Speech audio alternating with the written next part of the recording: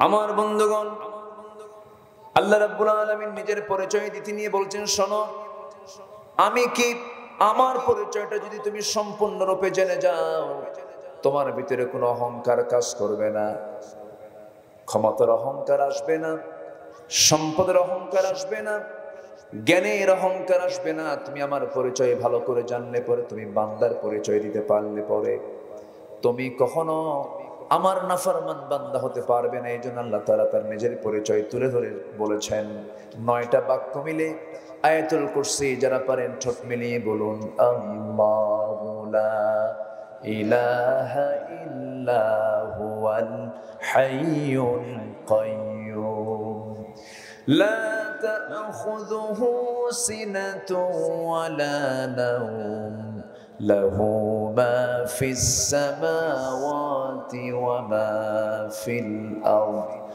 মান যাল্লাযী ইয়াশফা'ু 'ইনদাহু ইল্লা বিইযনিহি ইয়া'লামু মা বাইনা আইদিহিম ওয়া মা খালফাহুম ولا يحيطون بشيء من علمه إلا بما شاء وسع كرسيه السماوات والأرض ولا يؤوده حفظهما وهو العلي العظيم جربنا الله أكبر আমার আল্লাহ তাআলার আরশে কুরসি হলো আসমান জমিন বিস্তৃত, গোটা পৃথিবীর রাজত্ব পরিচালনায় তার বিন্দু পরিমাণ ওয়ালা ইয়াউদুহু হিফযুহুমা, ক্লান্তি আসে না।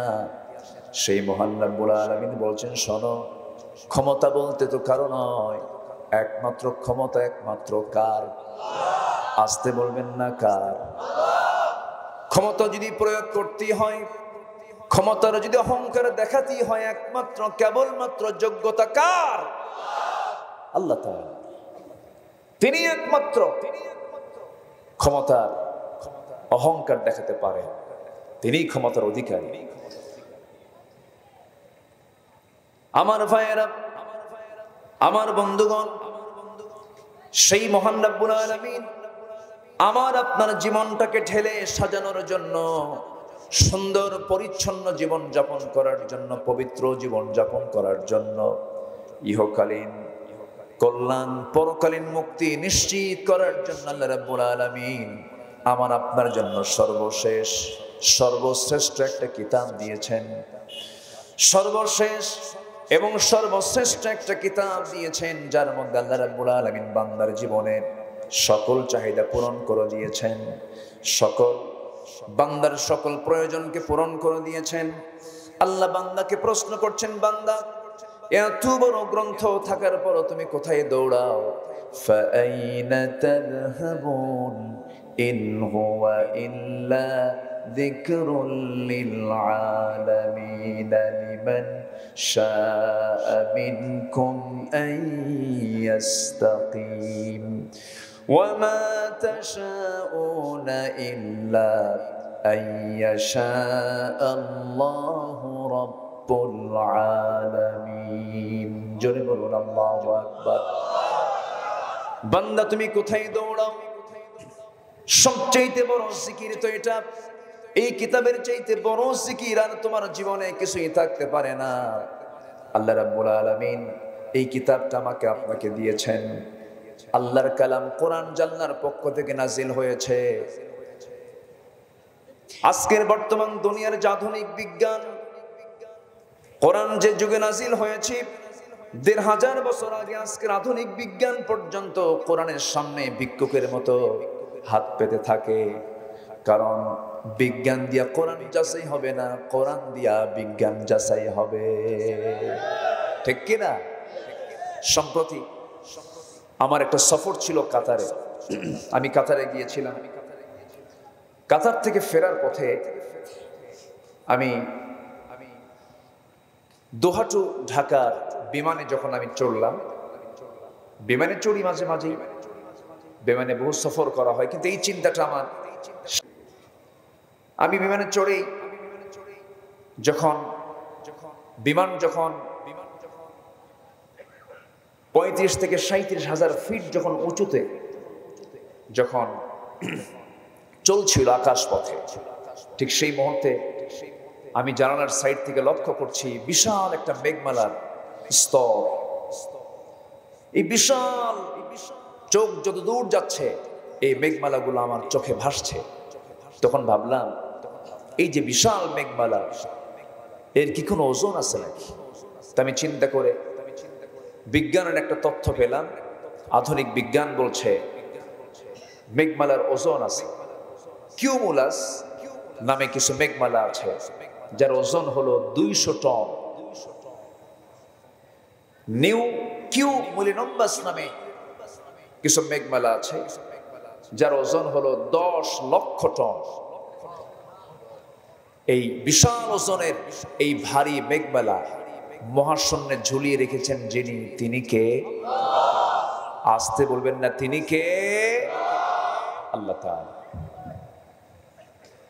সঙ্গে সঙ্গে মিলাতে লাগলাম, ও আল্লাহ, তোমার কালামের মধ্যে তুমি কোথাও এই সৌর জগতের, আকাশ জগতের এই সমস্ত মেঘমেলা নিয়ে তুমি কোনো কথা বলেছো নাকি?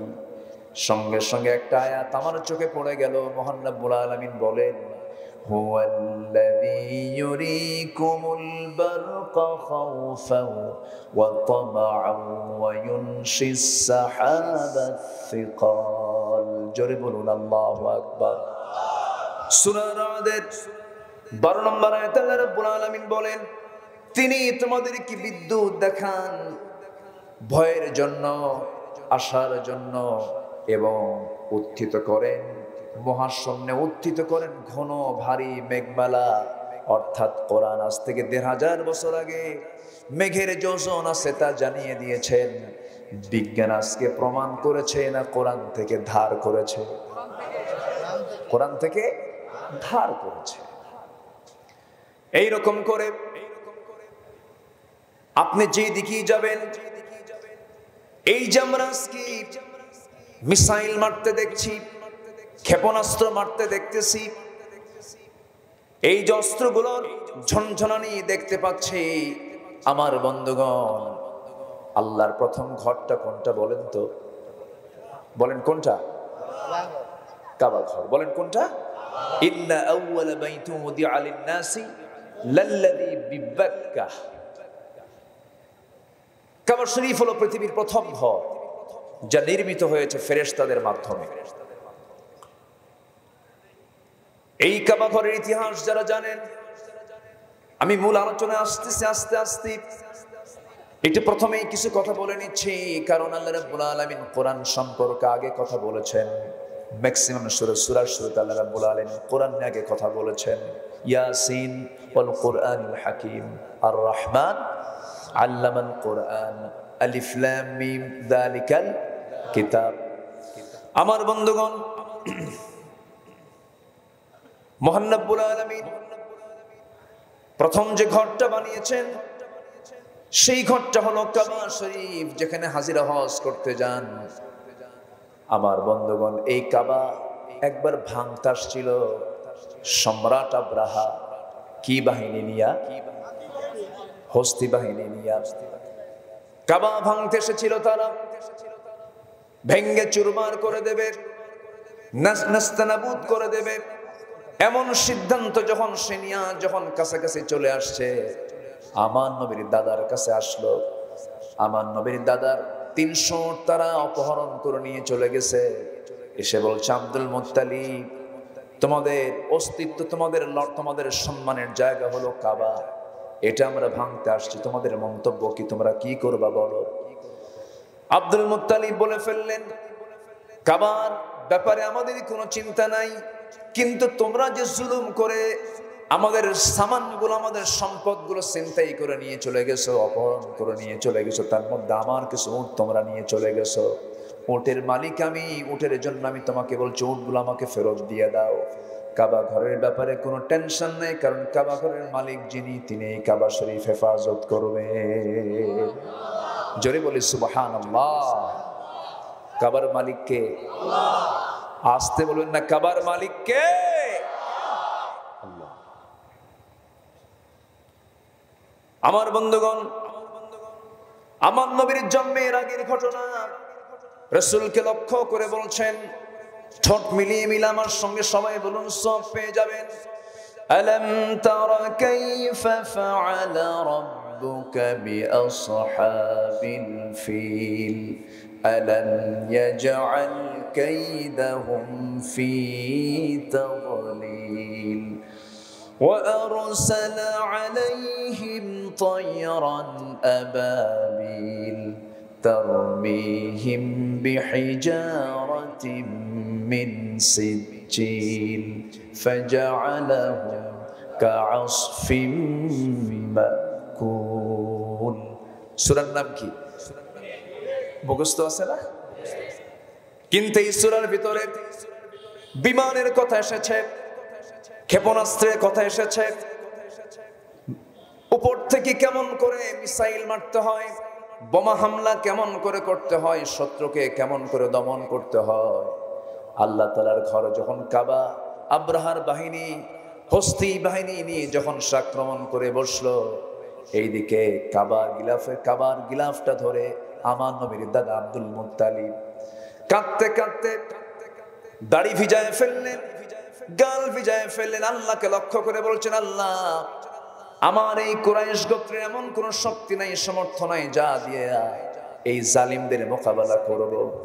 ও কাবার মালিক, তোমার কাছে এটাই ফরিয়াদ করি, তোমার যেহেতু ঘর, তুমি আল্লাহ তোমার ঘরটাকে তুমি আল্লাহ হেফাজত করো। আল্লাহ দোয়া মঞ্জুর করে নিয়েছেন। ওয়া আরসালা আলাইহিম তায়রান আবাবিল, আবাবিল নামক যুদ্ধ বিমান পাঠিয়েছেন। কি বিমান? প্যাসেঞ্জার নাই, কিন্তু নো প্যাসেঞ্জার, কোন প্যাসেঞ্জার সেই বিমানে ছিল না। যুদ্ধ বিমান ছিল সেটা, দুটা করে বোমা বহন করেছে। সেই বোমার নাম আল্লাহ তাআলা উল্লেখ করেছেন সিজ্জিল নামক বোমা। দুটা করে বহন করে নিয়ে চলে গেছে। তারমিহিম বিহিজারাতিন মিন সিজ্জিল, তাদের প্রতি নিক্ষেপ করা হলো ক্ষেপণাস্ত্রের মতো, উপর থেকে মারা হলো। এই যে শত্রুকে বশ করার, শত্রুকে ধ্বংস করার জন্য যে কৌশলগুলো, যুদ্ধের যে সিস্টেমগুলো আল্লাহ তাআলা আজ থেকে ১৫০০ বছর আগে বান্দাকে জানাইয়া দিলেন। রাসূলকে বলছেন, হে রাসূল, আপনি কি লক্ষ্য করেন না আমার আল্লাহ তাআলা তাদের চক্রান্ত কেমন করে বানচাল করে দিয়েছেন?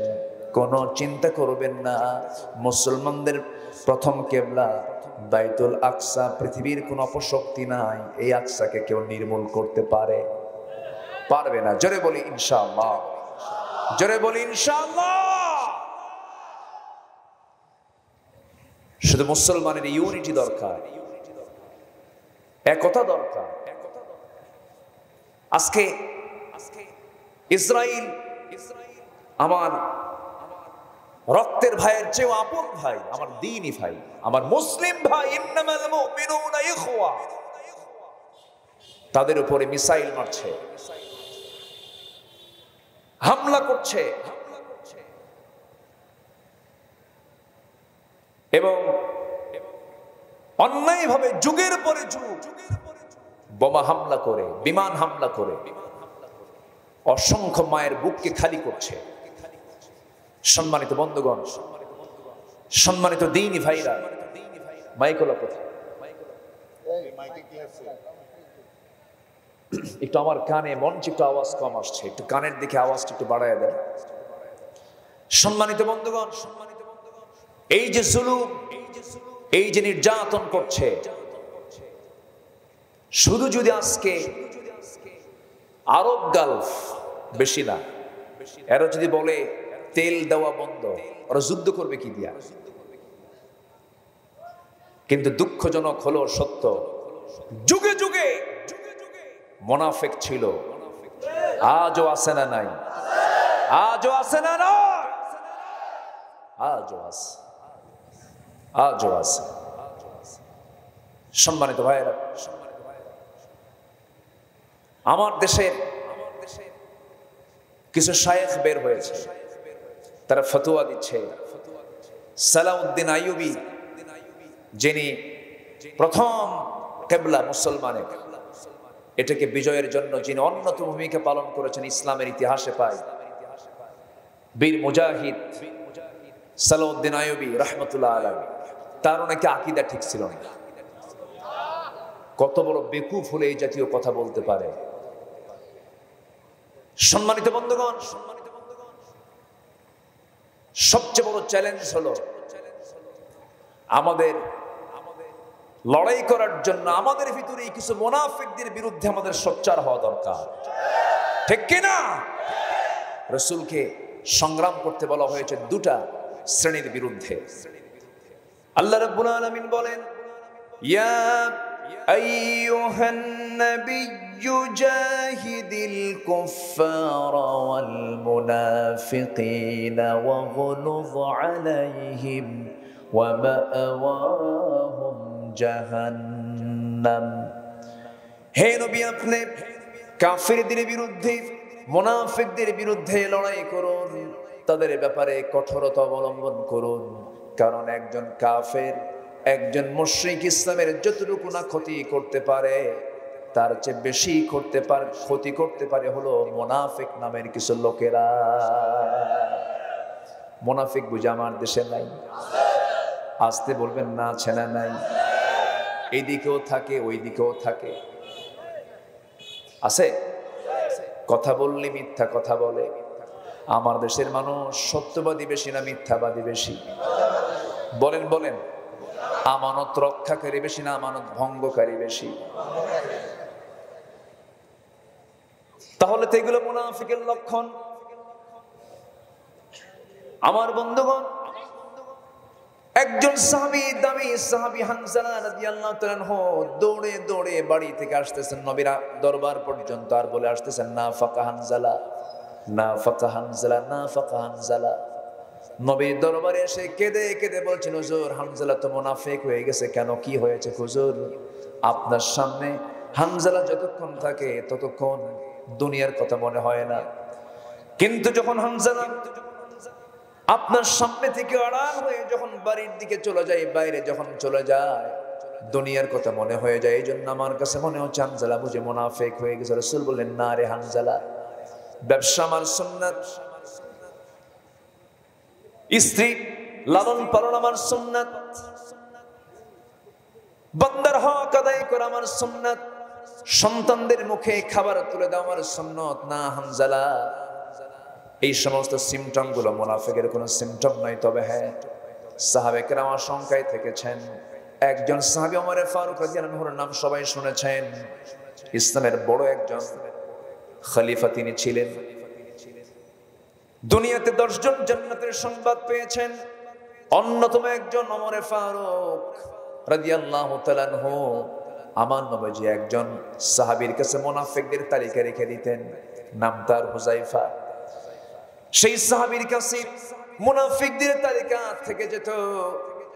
ওমর ফারুক মাঝে মাঝে এসে বলতেন, হুযায়ফা দেখো তো ওই তালিকার মধ্যে, মুনাফিকের তালিকার মধ্যে আমার নামটা আছে নাকি? কি চিন্তা তাদের মধ্যে কাজ করত। হুযায়ফা বলতেন, ভাই ওমর, আপনি চিন্তা কেমন করে করেন? আপনার ব্যাপারে রাসূল তো বলেছেন আপনি জান্নাতি। ওমর ফারুক সঙ্গে সঙ্গে বলতেন, ভাই হুযায়ফা, আমার কাছে মনে হয় আমি যেন মুনাফিকের তালিকায় চলে গেছি। কি পেরেশানি তারা থাকতেন।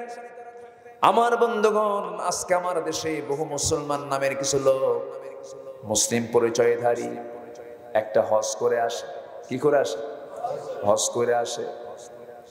ভাবে যে আমার জীবনের সব গুনাহ মাফ হয়ে গেছে। বান্দার হক মেরে খেয়েছেন, আপনার গুনাহ কোনোদিন মাফ হবে না, ঠিক কিনা?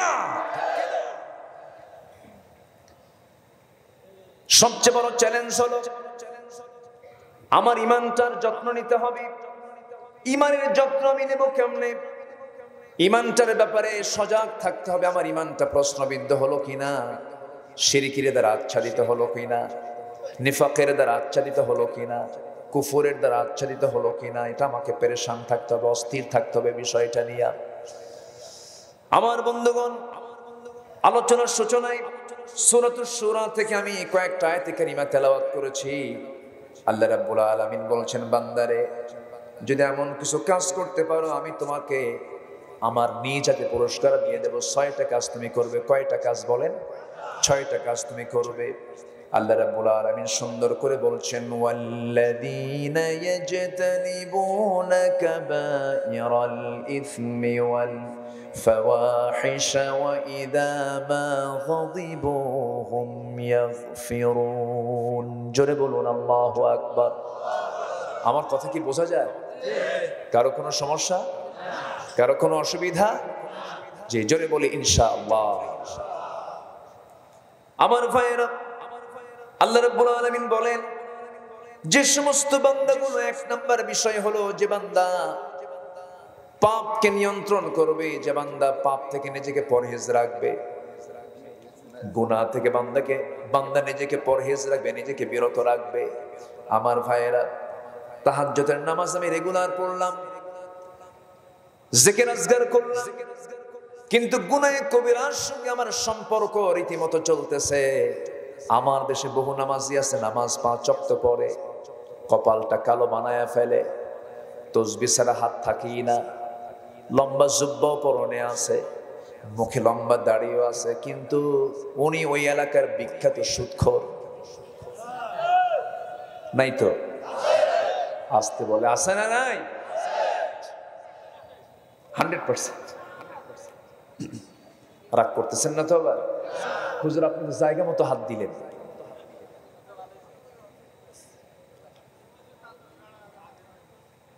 আজকে সুদ হয়ে গেছে সবচেয়ে অ্যাভেলেবল একটা জিনিস, সহজ একটা বিষয়। সুদের কারবারকে কেউ কিছু মনেই করে না।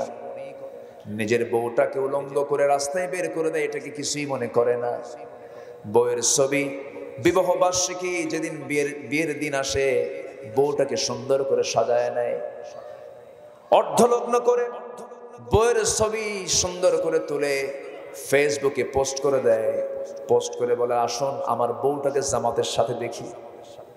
যেরকম নাউজুবিল্লাহ। আসতে বলবেন না? আছে না? নাই?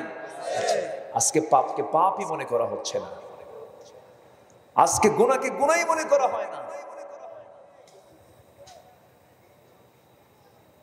আপনি একটু নফল নামাজ যদি কম হয়, জিকির আজকার যদি একটু কম হয়, কিছু সুন্নাত আমল যদি বাদও পড়ে, যদি নিজেকে গুনাহমুক্ত রাখতে পারেন, কবিরা গুনাহমুক্ত রাখতে পারেন, এটাই আপনার জীবনের সবচেয়ে চূড়ান্ত পাওয়া। এই জন্য আল্লাহ তাআলা বলছেন সবচেয়ে বড় বিষয় হলো, বান্দা তুমি যদি আমার কাছ থেকে পুরস্কার পেতে চাও, পাপকে নিয়ন্ত্রণ করো, নিজের জীবনকে পাপ দিয়ে আচ্ছাদন করো না। কার কথা? আসতে বলবেন না কার কথা? তবে পাপ কি হয় না? আসতে বলে পাপ কি হয় না? হয়ে যায়। পাপ কি ফেরেশতা করতে পারে? ফেরেশতার কি পাপ করার যোগ্যতা আছে? নাই। ফেরেশতা পাপ করতে পারবে না, তো তার তো যোগ্যতাই নাই, তার তো কোনো কামনা বাসনা নাই, তার তো কোনো সম্পদ, নারী, এই জাতীয় তার কোনো ফিলিংস নাই। মানুষকে এটা কে দিয়েছেন? আসতে বলবেন না কে দিয়েছেন? আল্লাহ রাব্বুল আলামিন বলেন, যুইনা লিন-নাসি হুব্বুশ শাহাওয়াতি মিনান নিসাই ওয়াল বানিনা ওয়াল কানাতিরিল মুকান্তারা মিনাল যাহাবি ওয়াল ফিদ্দাতি ওয়াল খাইলিল মুসাওওয়ামাতি ওয়াল আনআমি ওয়াল হারথ ذلك متاع الحياة الدنيا والله عنده حسن المآب। জোরে বলুন আল্লাহু আকবার। মানুষের জন্য 6টা জিনিসকে আকর্ষণ করে দেওয়া হয়েছে, এর মধ্যে 1 নাম্বার হলো নারী। পুরুষের জন্য নারী, নারীর জন্য পুরুষ। আকর্ষণটা কে করে দিয়েছেন? আসতে বলবেন না কে করে দিয়েছেন? আল্লাহ করে দিয়েছেন। সন্তানটাকে আকর্ষণ করে দিয়েছেন। সন্তানটা এত প্রিয় মা বাবার কাছে হয়। ডাক্তার বলে ফেলে, মহিলা শোনেন, আপনার পেটে যে বাচ্চাটা আছে, এই বাচ্চাকে বাঁচাতে গেলে আপনি বাঁচবেন না। আপনি বাঁচতে গেলে সন্তানকে বাঁচানো সম্ভব হবে না। আপনি কি করবেন বলেন? অধিকাংশ মা সিদ্ধান্ত নিয়ে ফেলে, ডাক্তার মশাই আমি তো পৃথিবীর চেহারা কিছুদিন দেখতে পেয়েছি, আমার আর বাঁচার দরকার নাই, আমার জীবনটা চলে যাক, আমার পেটের সন্তান পৃথিবীতে থেকে যায়। এই টানটা কে দিয়েছেন? আসতে বলবেন না, কে দিয়েছেন? আল্লাহ দিয়েছেন। কিন্তু আল্লাহ তাআলা দেখতে চান এই আকর্ষণ যে আমি তোমাকে দিয়েছি, সম্পদের প্রতি আকর্ষণ, নারীর প্রতি আকর্ষণ, ফসলাদের প্রতি আকর্ষণ অবশ্যই তোমার থাকবে। কিন্তু বান্দা জেনে রেখে দিও, এই আকর্ষণ যেন তোমার আল্লাহর বিধানকে টপকিয়ে না যায়। তুমি একজন নারীকে পছন্দ করতে পারো, কিন্তু সেটা হতে হবে অবৈধ না বৈধ? আসতে বলবেন অবৈধ না বৈধ? বৈধ হতে হবে। অবৈধ পন্থা হলে জেনা হয়ে যাবে। আজকে সমাজে জেনা সহজ না বিয়ে সহজ? কি সহজ? জেনা সহজ, বিয়েটা কঠিন। জেনা ইজি হয়ে গেছে, বিয়ে করতে গেলেই ফ্যামিলি থেকেও বলে বিয়ে তো করবি, কি করে খাওয়াবি? এই যুবকরা আছে না, বলে কি না?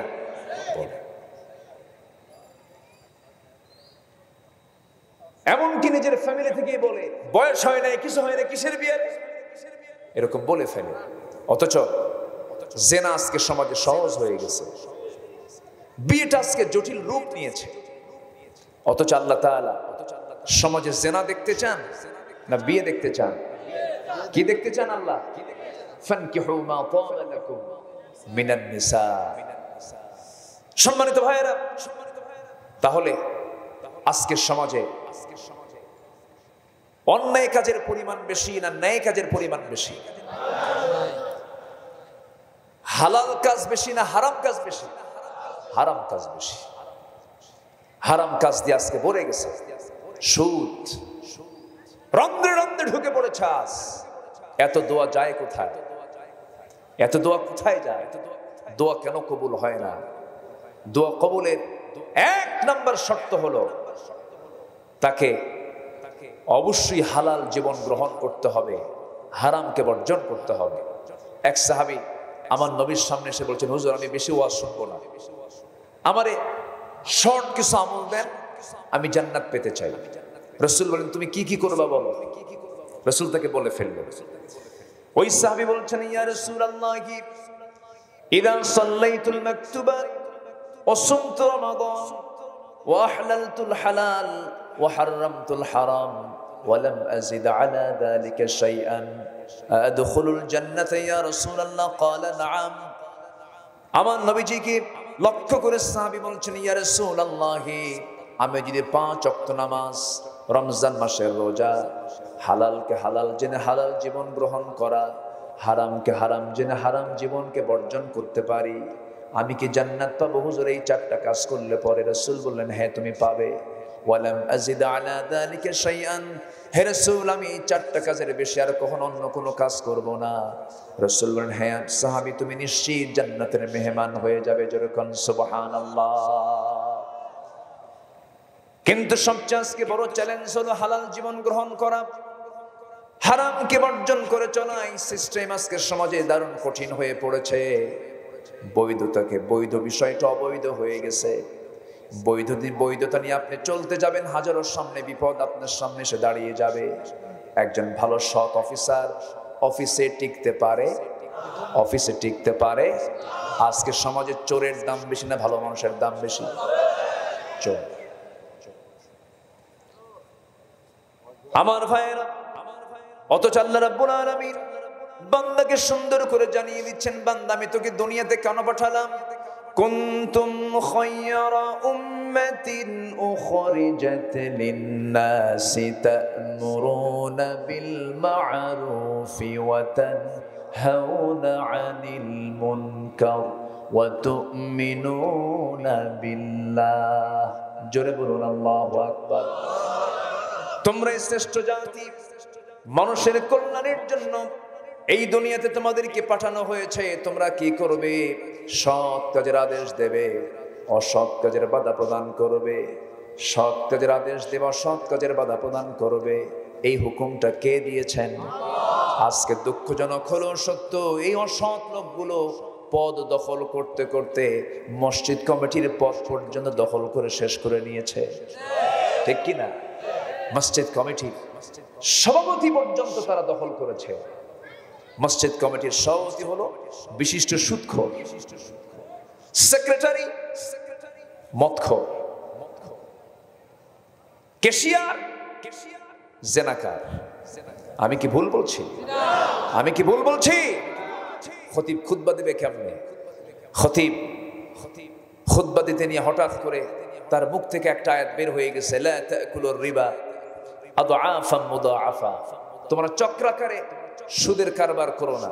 এই আয়াত বলতে বলতে আবার খতিব সাহেব আবার নজরটা সহদের নজরের দিকে দিয়েছে, চোখের দিকে দিয়েছে। যখন তাকায়, যখন এই আয়াতটা বলে ফেলেছে, নামাজ শেষান্তে সভাপতি মহোদয় এসে বলতেছে, হুজুর বক্তব্য দিলেন ভালো কথা, আল্লাহ কোরআন শরীফে মানাও করছে সুদের ব্যাপারে, বক্তব্য সুদের ব্যাপারে আল্লাহ তাআলা বলেছেন ভালো কথা, কিন্তু আপনি ওয়াজ করলেন কিন্তু আপনি ওই সময় আপনি আমার দিকে তাকায় থেকে ওয়াজ করলেন। কথা কি বুঝতেছেন? যাবেন কোথায়? সম্মানিত ভাইয়েরা, অথচ সে আয়াত আমাদেরকে আল্লাহ তাআলা পৃথিবীতে পাঠিয়েছেন সৎ কাজের আদেশ দেওয়া, সৎ কাজের বাধা দেওয়ার জন্য। উচিত ছিল প্রত্যেক মুসল্লির ওই সমস্ত অসৎ সুদখোর জেনাকারদের ওই সমস্ত পথ থেকে ঘাড় ধাক্কা দিয়ে বের করে দেওয়া, ঠিক কিনা? কত চুপ আর থাকবো আমরা? কত চুপ আর থাকবো? আল্লাহ তাআলা বলছেন, ওয়াকুলু কাওলান সাদীদা, যদি কথা বলতে হয় সোজা কথা বলো, এনিয়ে বেনিয়ে কোনো কথা বলো না, হক কথা বলো, বাতিল শক্তির কাছে মাথা নত করো না। মুসলমান বুক দেওয়ার জাতি, পিঠ দেওয়ার জাতি না। তাকিয়ে দেখেন ফিলিস্তিনের দিকে, গুলি করে ওরা বন্দুক দিয়া, আর এরা ঢিল ছুড়ে পাথর দিয়া। তবু বুক ভরা তাদের আশা, আমরা দেশকে জালি মুক্ত করব, শত্রু মুক্ত করব, এই হচ্ছে তাদের চিন্তা। তবে হ্যাঁ, অবৈধ দখলদার ইসরায়েল টিকতে পারবে না। জোরে বলি ইনশাআল্লাহ, আরো জোরে বলি ইনশাআল্লাহ। সেই ইহুদি খ্রিস্টানদের সঙ্গে বন্ধুত্ব করার মতো কিছু কুলাঙ্গার আছে না নাই?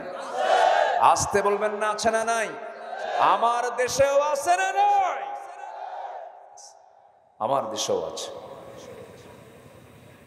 আল্লাহ তাআলা ইহুদি খ্রিস্টানদের সঙ্গে বন্ধুত্ব করতে মানা করেছেন, সূরা আরাফ পড়ে দেখেন। যদি ওদেরকে যদি বন্ধু বানাও, তোমরা তাদের মতোই হয়ে যাবে। সম্মানিত ভাইয়েরা, আজকে মুসলমান অমুসলিম একটা মেয়েকে বিয়ে করে, হিন্দু মেয়েকে বিয়ে করে, সিস্টেম হলো হিন্দু ধর্ম পালন করবে আর মুসলিম ধর্ম পালন করবে, স্বামী স্ত্রী দুজন দুই ধর্ম পালন করবে, আর ফতুয়া দেবে লাকুম দীনুকুম ওয়ালিয়া দীন। আছে না নাই? আমি কি ভুল বলছি? এগুলো আছে। আমার বন্ধুগণ, একটু কান লাগান, মনোযোগ দিয়ে শুনুন। আমরা জবাব দেব কেমনে? আল্লাহ তাআলা আমাদেরকে কি উদ্দেশ্যে দুনিয়াতে পাঠালেন, কেন পাঠালেন, কি জবাব দেব আল্লাহর সামনে? আজকে দেখেন ফিলিস্তিন যুগের পর যুগ মার খাচ্ছে, মেরে ফেলছে প্রত্যেক দিন কত মুসলমানদেরকে। দোষ শুধু একটাই, কারণ শুধু একটাই, অন্য কোনো কারণ নয়।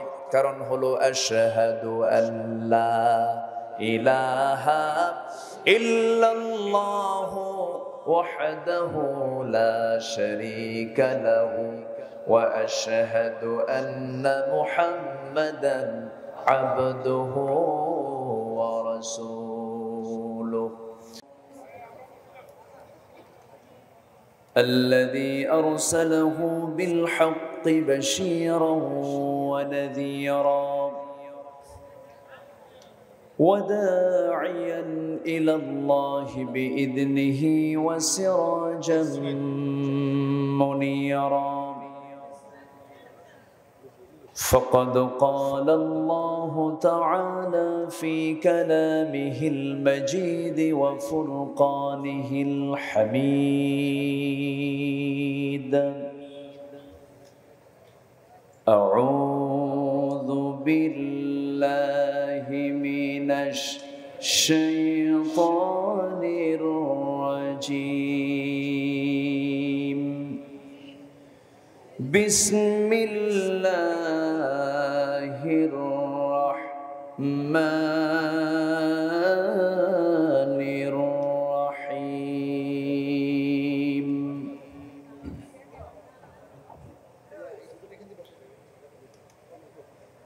والذين يجتنبون كبائر الإثم والفواحش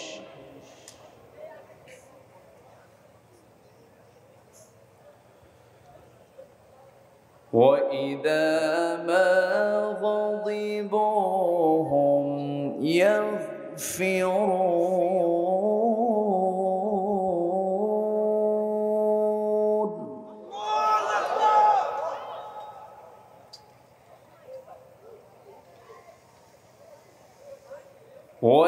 والذين استجابوا لربهم وأقاموا الصلاة وأمرهم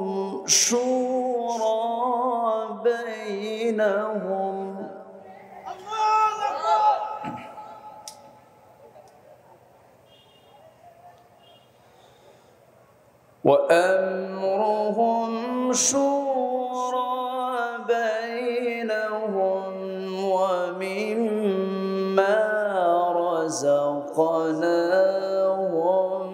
ينفقون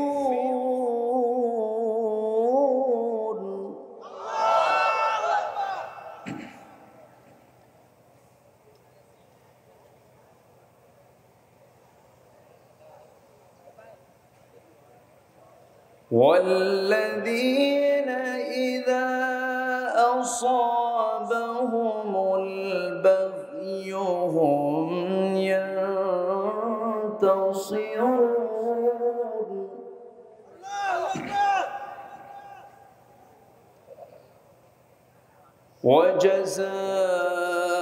وجزاء سيئة سيئة مثلها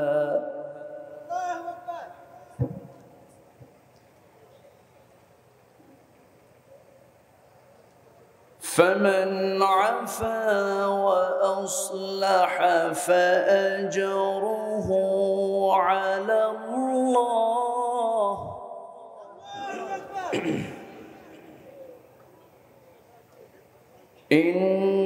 إنه لا يحب الظالمين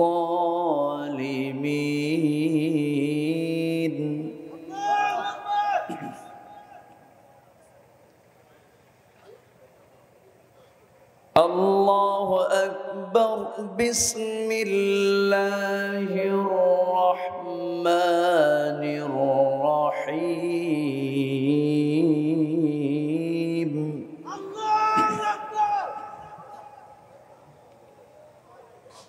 إن الله وملائكته يصلون على النبي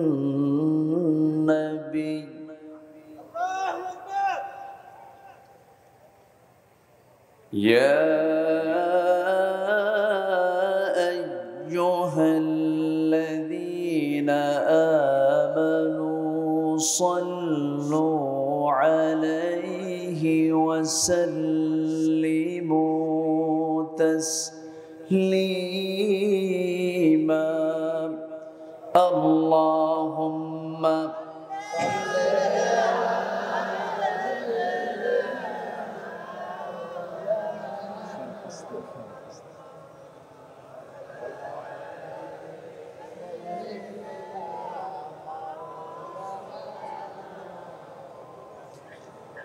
একটু মোহব্বত দিয়ে নবীর প্রেমে মাতোয়ারা হয়ে জবান খুলে জোরালো কণ্ঠে সবাই বলুন আল্লাহুম্মা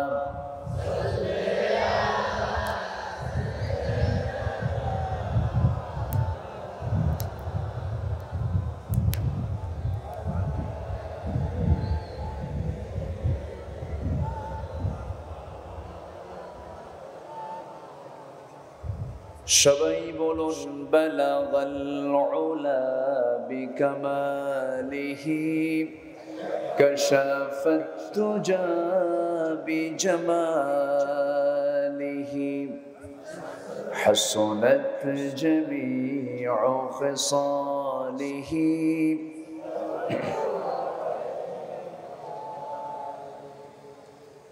مشرق حب محمد